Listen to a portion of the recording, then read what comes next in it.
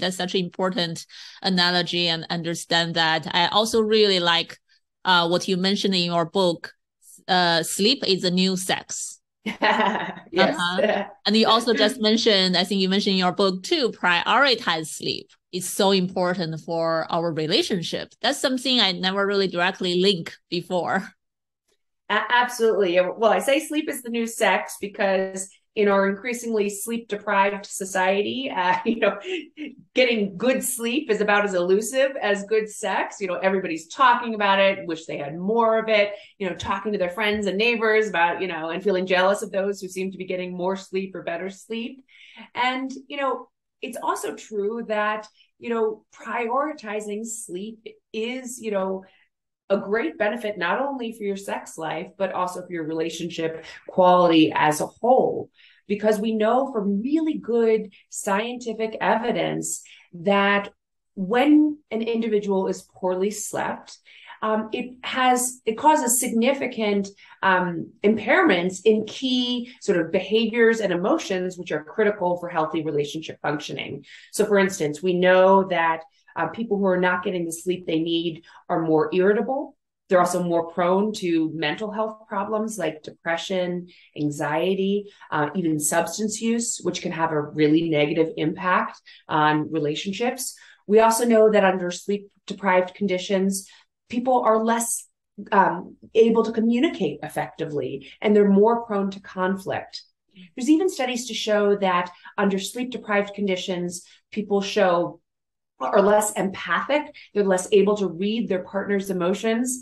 And a just published study showed that under sleep deprived conditions, people are more selfish and they tend to act in less helpful or altruistic ways. So there's this emerging area of research now showing that sleep is intricately tied with our social brains and how we behave in interpersonal situations, including our closest interactions.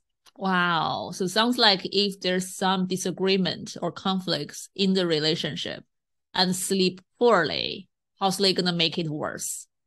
Exactly. And that's a great point because the truth of the matter is, and you know this as somebody who studies couples as well and works with couples, all relationships have some level of conflict in them. So a healthy relationship is not defined by the absence of conflict. Rather, a healthy relationship is really defined by how you engage in conflict when it occurs. Now, the problem is under poorly slept conditions or when you're sleep deprived, that pushes the balance towards people engaging in the more toxic relationship behaviors when they start engaging in conflict. So a sleep deprived person is more likely to respond in a hostile manner to their partner. They're more likely to attack. They're also more likely on the partner end to withdraw and become defensive. So being sleep deprived can really set a couple up to engage in the types of relationship behaviors that we know are sort of, most toxic in the context of a conflict. Right. Wow. So the way we choose wordings, right? How we Exactly. really and the attitude we are showing to other partner gonna be so different. Absolutely. There's a very different sort of emotional reaction and meaning when you come at your partner saying, you always, mess this up, or, you never remember to, take care of the kids. Instead of saying, and you're more likely to sort of come in with those always and never and really attacking sort of responses when you're sleep deprived because you're less able to manage and regulate your own emotions. What does that kind of, you always or never attacking sort of, reaction, what impact does that have on the partner who's getting the receiving end of this? They're more likely to either withdraw and become defensive or attack back.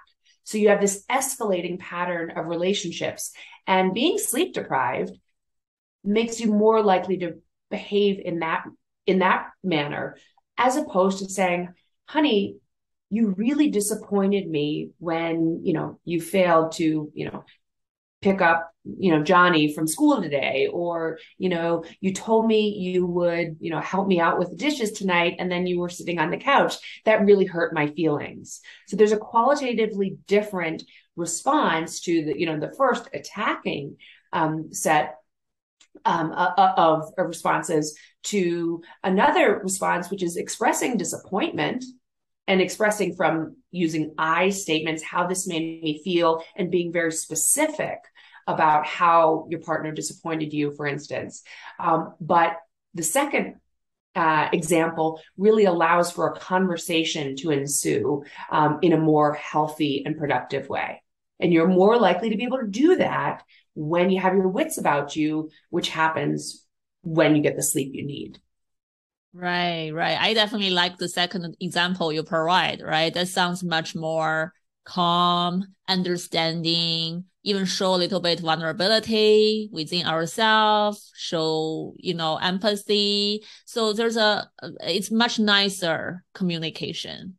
Absolutely. And, it's not it's not easy to do.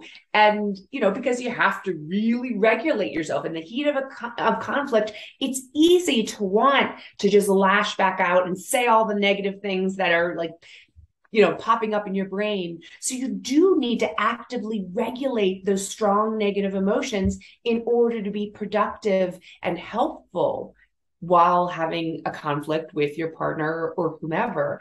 And, not getting the sleep you need really is going to make it even harder to mount that kind of healthful and really well-regulated response. So we put ourselves in,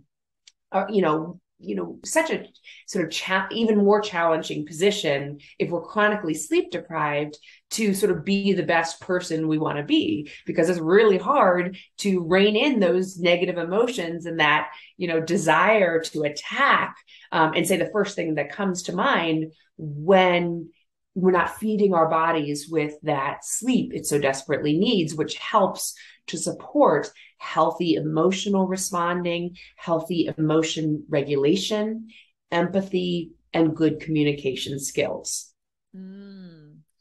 Sounds like definitely, I think it's very clear a good quality of sleep is related to a lot of good, abilities we are carrying into a relationship.